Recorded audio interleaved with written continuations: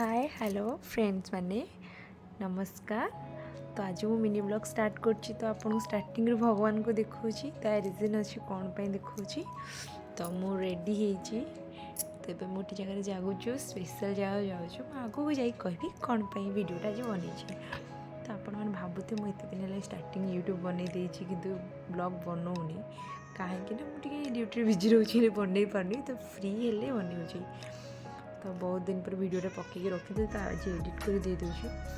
तो गाड़ी आम टे आम भौणी मैंने मस्ती कर मो भाज मस्ती कर कथबार्ता हो। तो आम गोटे जगह जाऊँ जगह ना हूँ माँ तारा तारिणी पीठ। तो बालुगाँ पाखे अच्छी से जगटा। तो आम जाऊँ से जगह को बुली। तो मो फैमिली सहित गोटे वर्ष पर आम भाई चारि भाई भौणी एकाठी होकर बुलिया जाऊँ। कारण गोटे थर मो भौणी थे भाई नथियो भाई थे भौणी नथियो। तो आज आम चारि भौणी एकाठी होचु। तो आम बुलिया जाऊँ। ये मो दीदीर क्यूट पुओ या ना हूँ जिगु। ये मो भाउज आ ये मो कह आगु समस्त की ये मोर हजबैंड ये मो नना। तो आम बुली बाहर के आसु। तो ये आम आसला जानलु जो बस जाऊनी। तो बस जीव गोटे कोड़े तब गोटे कोड़े बाजिगला बस जाऊँ। ये बस मतलब आम 9 जन व्यक्ति आठ अधिक ना। तो आम जीवु तो तारा तारिणी जावाई बस 10 मिनट कम टाइम लगे। आम से जाऊँ माँ तारा तारिणी को पीठ पलि आसला। माँ तारा तारिणी दर्शन करुचे किंतु दिन गोटे एत कष्ट एत खरा बहुत कष्ट माँ तारा तारिणी को पीठटा मुझे बुलिली।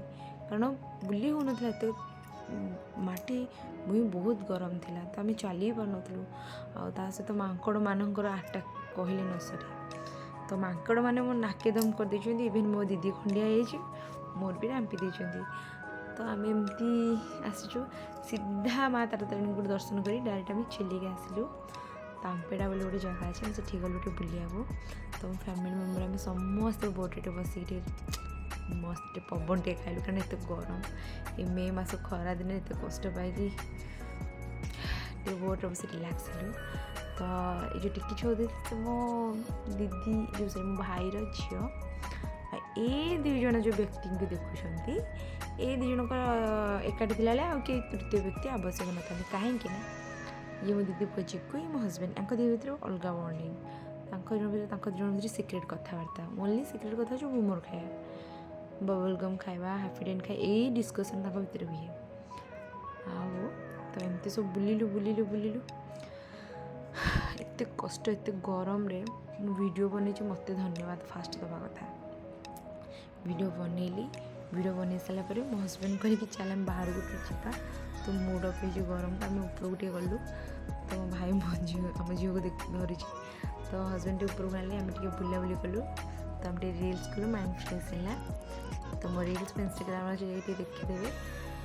रिल्स कर सारापर आम सीधा घर को पलि आसलु आम रूम को पलि आसलु।